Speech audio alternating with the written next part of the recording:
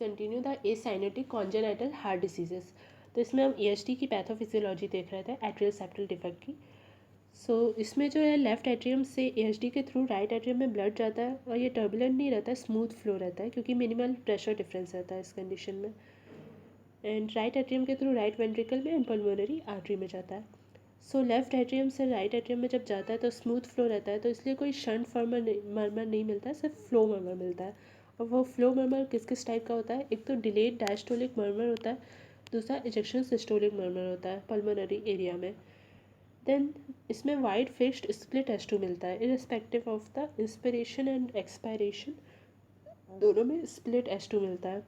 Normally क्या होता है, S2 जो है ना वो A2 और P2 दो तरह के उससे अफेक्टेड होता है। तो aortic valve closure and pulmonary valve closure की वजह से S2 मिलता है। तो एक्सपायरेशन के टाइम पे क्या होता है, इसमें दो साउंड ऐसा रहता है।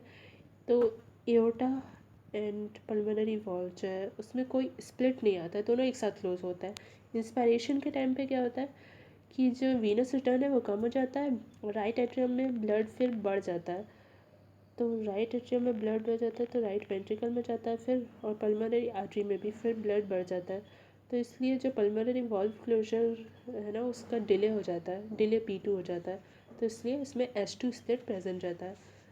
नाउ ASD में क्या होता है कि लेफ्ट एट्रियम से राइट एट्रियम में ब्लड जा रहा है तो हाई ब्लड फ्लो हो जाता है राइट एट्रियम में, ASD के कारण जब ब्लड फ्लो जाता है तो हमेशा ही डिले P2 मिलता है। इसलिए इंस्पायरेशन और एक्सपायरेशन में फ़र्क नहीं पड़ता है हमेशा, मतलब कि इंस्पायरेशन दोनों में मिलता है।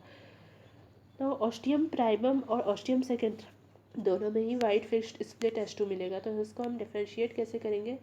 एक तो इलेक्ट्रोकार्डियोग्राफ से डिफ्रेंशिएट करते हैं एंड दूसरा ECG से डिफ्रेंशिएट करते हैं। तो ऑस्टियम सेकेंडम में क्या मिलता है, राइट एक्सिस डेविएशन यानी कि RAD मिलता है एंड ऑस्टियम प्राइमम में left axis deviation that is LAD मिलता है।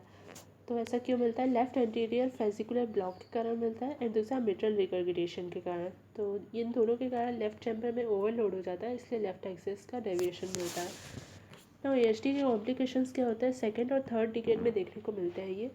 एंड लीस्ट इंसिडेंस होता है इसमें इन्फेक्टिव एंडोकार्डाइटिस का एज कॉम्प्लिकेशन, क्योंकि इसमें स्मूथ फ्लो रहता है। देन ट्रीटमेंट क्या होता है, इसका साइज़ लेस देन 8 mm होता है एंड एसिम्टोमेटिक अगर होता है तो ऑब्ज़र्व करते हैं हम सिंपली चाइल्ड को, और इसमें कोई स्पॉन्टेनियसली क्लोजर तो इसका होता नहीं है, तो इसलिए सर्जिकल क्लोजर ही करते हैं। लेकिन ये किस एज में करते हैं? Before the school entering, that is less than 4 years में। और कौन से मेथड से करते हैं? पैच क्लोजर, कैथेटर से। कैथेटर में ऑक्लूडर डिवाइस यूज़ करता है। एंड और क्या क्या इंडिकेशन है सर्जिकल क्लोजर के? तो एक तो congestive cardiac failure, then size अगर ग्रेटर देन 8 mm हो गया तो, एंड QP/QS रेशियो अगर ग्रेटर देन 2:1 हो गया तो, that is pulmonary blood flow is to systemic blood flow. Then next है कंडीशन PDA की, that is patent ductus arteriosus. तो कॉमनली ये फीमेल्स में होता है, पेटम बेबीज़ में होता है। तो इन्फेक्शन ये रूबेला के कारण होता है। एंड इसमें क्या होता है कि एओर्टा से जो ब्लड है पेटेंट डक्टस आर्टेरियोसिस के कारण पल्मोनरी आर्टरी में जाता है, तो लेफ्ट टू राइट शंट होता है ये। एंड टर्बुलेंस शो करता है ये, इसलिए मर्मर भी सुनाई देता है इसमें। And loud and continuous murmur सुनाई देता है, इसको मशीनरी मर्मर भी बोलते हैं। सेकंड लेफ्ट इंटरकॉस्टल स्पेस में सुनाई देता है, जिसको गिब्सन्स एरिया भी बोलता है, Gibson's area. Then continuous means systolic and diastolic दोनों के टाइम पे सुनाई देता है। अदर कंडीशंस कौन सी होती हैं कंटिन्यूस मर्मर की? एक तो RSOV होता है, that is rupture sinus of Valsalva. Second होता है एओर्टिको पल्मोनरी विंडो। थर्ड होता है AV malformation and fourth होता है कोलैटरस कोएक्टेशन ऑफ एओर्टा के कारण जो बनते हैं। देन कॉम्प्लिकेशन क्या होता है इसका?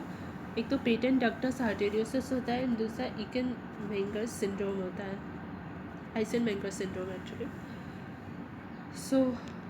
पेटेंट डक्टस आर्टेरियोसिस के साथ ही ये होता है। तो अपर लिम्ब जो है ना वो स्टिल पिंक दिखता है इस कंडीशन में, क्योंकि वो arch of aorta and branches से सप्लाई हो रहा है। जबकि जब यहाँ पे डिसेंडिंग एओर्टा में ऑक्सीजन सैचुरेशन कम हो जाता है पेटेंट डक्टस आर्टेरियोसिस के कारण, क्योंकि पल्मोनरी आर्टरी में डीऑक्सीजेटेड ब्लड रहता है एंड उसके कारण फिर वो PDA के थ्रू एओर्टा में जाता है एंड ऑक्सीजन सैचुरेशन डिक्रीज़ कर देता है। तो डिसेंडिंग एओर्टा जो है वो सप्लाई करता है लोअर लिम्स को, इसलिए लोअर लिम्स में साइनोसिस हो जाता है। तो इस कंडीशन को जब अपर लिम्स पिंक रहती है एंड लोअर लिम्स में साइनोसिस हो जाता है, इसको बोलते हैं डिफरेंशियल साइनोसिस। देन ट्रीटमेंट क्या होता है पीडीए का? मेडिकल ट्रीटमेंट में सीसीएफ और इन्फेक्शंस का ट्रीटमेंट करते हैं अगेन, एंड मेडिकल क्लोजर कर देते हैं पीडीए का ड्रग्स से। देन सुटेबल होता है ये मेडिकल क्लोजर पी टर्म के लिए एज़ कम्पेयर टू टर्म, और ये स्टार्ट कर दिया जाता है with in 2 weeks after birth.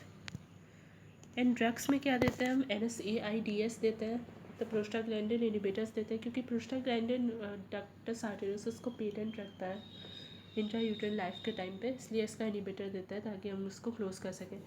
NSAIDs में क्या देते हैं? इंट्रोमेथेसिन देते हैं और इबुप्रोफेन देते हैं। देन गाइडलाइंस के अकॉर्डिंग क्या है, इन ड्रग्स को देने की कुछ गाइडलाइंस है। पहला तो ये है कि दोनों ड्रग्स इक्वली इफेक्टिव होते हैं और सक्सेस रेट इसका 70 to 80% होता है। सेकेंड, इबुप्रोफेन जो है वो सुपीरियर चॉइस होता है क्योंकि इसके साइड इफ़ेक्ट्स कम होते हैं, एंड स्पेशली NEC कम होता है, मतलब इसका रिस्क कम होता है नेक्रोटाइजिंग एंडोकार्डाइटिस का। एंड थर्ड गाइडलाइन क्या है कि अगर चाइल्ड टोटल एंट्रल फीड्स में है तो ओरल इबुप्रोफेन दिया जाता है, एंड अगर टोटल पेरेंटल फीड्स में है या फिर पार्शियल एंट्रल फीड्स में है तो फिर इसको इंट्रावीनस इंडोमेथेसिन दिया जाता है, क्योंकि इंडिया में IV अवेलेबल नहीं है इबुप्रोफेन के लिए। इसके 2 डोजेस दिए जाते हैं जो भी ड्रग दे रहे हैं हम। नाउ मेडिकल क्लोजर का कॉन्ट्रा इंडिकेशन क्या होता है? तो अगर ये कॉन्ट्रा इंडिकेटेड है तो फिर हम सर्जिकल क्लोजर करते हैं। तो एक तो कॉन्ट्रा इंडिकेशन ये होता है कि प्लेटिलेट काउंट अगर लेस देन 80,000 पर mm³ है, क्योंकि इसकी वजह से ब्लीडिंग एपिसोड्स आ सकते हैं अगर हम मेडिकल क्लोजर करते हैं तो। देन सेकेंड, सेरम क्रिएटिनिन अगर ग्रेटर देन या इक्वल टू 1.8 mg/dL है तो कॉन्ट्राइंडिकेटेड होता है, क्योंकि नेफ्रोटॉक्सिसिटी साइड इफेक्ट होती है NSAIDs की। देन थर्ड, NEC है अगर या फीड इंटॉलरेंस है तो कॉन्ट्राइंडिकेटेड है। एंड फोर्थ, एक्टिव ब्लीडिंग अगर है तो। देन सर्जिकल क्लोजर कब किया जाता है? पहला तो अगर दोनों डोजेस इनफेक्टिव है यानी मेडिकल फेलियर हो रहा है। देन सेकेंड, अगर टर्म बेबी है तो, क्योंकि इसमें इफेक्ट नहीं पड़ेगा। एंड थर्ड, अगर मेडिकल क्लोजर कॉन्ट्रा इंडिकेटेड है तो। देन मेथड्स क्या होते हैं सर्जिकल क्लोजर के? एक तो लाइगेशन होता है, दूसरा कैथेटर कॉइल या ओक्लूडर डिवाइस की वजह से जो होता है की हेल्प से जो किया जाता है ओक्लूडर क्लोजर।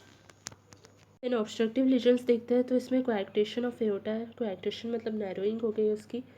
एंड लोकेशन क्या होता है इसका? जक्स्टाडेक्टल होता है, यानी कि जंक्शन ऑफ जो arch of aorta and descending aorta है ना, उसके पास में रहता है।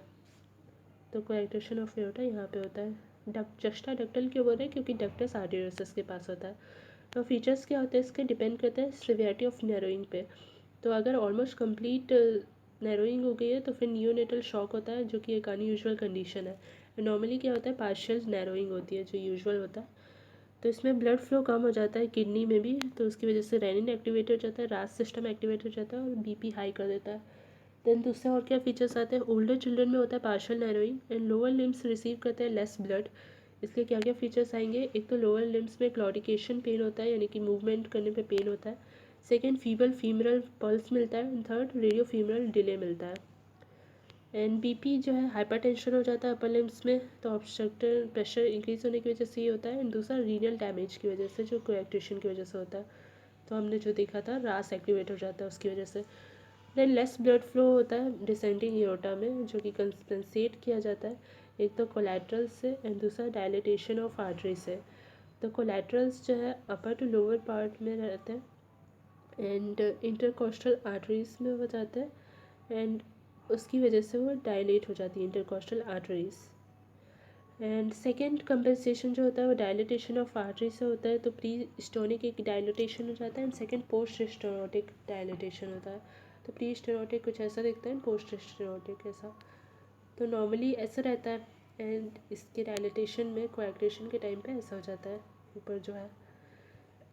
सो इंटरकोस्टल बंडल जो रहता है वो रिब्स के नीचे रहता है, इंटरकोस्टल आर्टरीज, नर्व और वेन का। तो इंटरकोस्टल आर्टरीज के कारण ना ऐसा साइन दिखता है जिसमें कर्विंग जिगजैग मैनर में दिखती है रिब्स की इंफीरियर बॉर्डर। तो उसमें क्या दिखता है? बैरियम सॉलो स्टडी में यहाँ पे जो ईसोफेगस है ना, उसमें 3 साइन दिखता है। तो होल ईसोफेगस जैसे दिखता है तो उसमें इंडेंटेशन दिखने लगता है। तो एक्चुअली ईसोफेगस में ई साइन दिखता है, उल्टा साइन दिखता है, रिवर्स 3 साइन बैरियम स्वालो में। तो एक्सरे फाइंडिंग में इंफीरियर रिब की नॉचिंग भी दिखती है, जो हमने पहले देखा था इंटरकोस्टल आर्टरीज के कारण। और इसका ट्रीटमेंट क्या होता है, एक तो नैरोइंग को रिलीव करते हैं, दूसरा एंजियोप्लास्टी से करते हैं रिलीफ, बैलून डायलिटेशन, और उसके साथ साथ स्टेंटिंग या तो करते हैं या तो नहीं करते हैं।